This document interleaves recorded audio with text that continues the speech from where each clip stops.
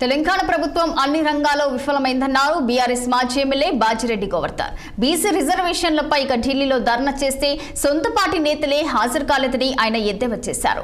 AICC chief ఖర్గేతో పాటు అగ్రనేత రాహుల్ గాంధీ సైతం ఆందోళనలో పాల్గొనలేదని మాయ మాటలతో రాష్ట్ర ప్రజల్ని రేవంత్ రెడ్డి మోసం చేస్తున్నారని మండిపడ్డారు. రేవంత్ రెడ్డి చెప్పిన ఏ పథకం కూడా పూర్తిగా అమలు చేయకుండా నామకే వాస్తే కాలయాపన చేస్తున్నారని మండిపడ్డారు.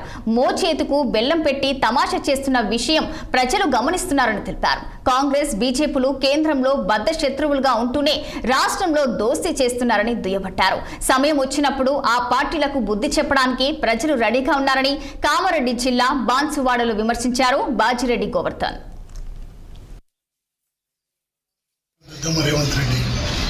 కారణం ఏంటంటే జరిగినటువంటి బీసీ రిజర్వేషన్ విషయంలో అసెంబ్లీలో ఏకగ్రీవ తీర్మానం చేసిన తర్వాత వారు అన్నమాటలు ఏంటంటే అఖిల పక్షానికి తీసుకెళ్లి ప్రధానమంత్రి కల్పిస్తాను, అవసరమైతే పోరాటం చేస్తానని చెప్పాడు.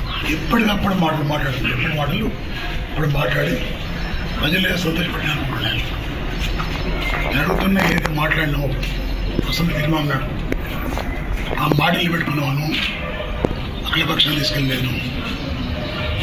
తీసుకెళ్లకుండా నీ సొంత పార్టీ కాంగ్రెస్ పార్టీ వాళ్ళతోటి డెలిగేషన్ వెళ్ళి ప్రధానమంత్రి గారు లేదు మీకు కలవ ధర్నా చేసి మీ సొంత పార్టీ నాయకులు రాకుండా అబాస్ పాలైపోయి ప్రజలు ఎక్కడ వ్యతిరేక వస్తున్నాయి అనే భయంతో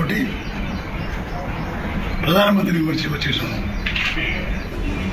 రెండు జాతీయ పార్టీలు ఒక సిద్ధాంతం కలవదు. ఆయన ఈ రాష్ట్రంలో దరిద్రమైందని జాతీయ పార్టీ రెండు కూడా కలిసి మెలిసి ప్రజానీకాన్ని ఇబ్బంది పెడుతున్నారు, ప్రజానీకాన్ని కష్టాలు చేస్తారు.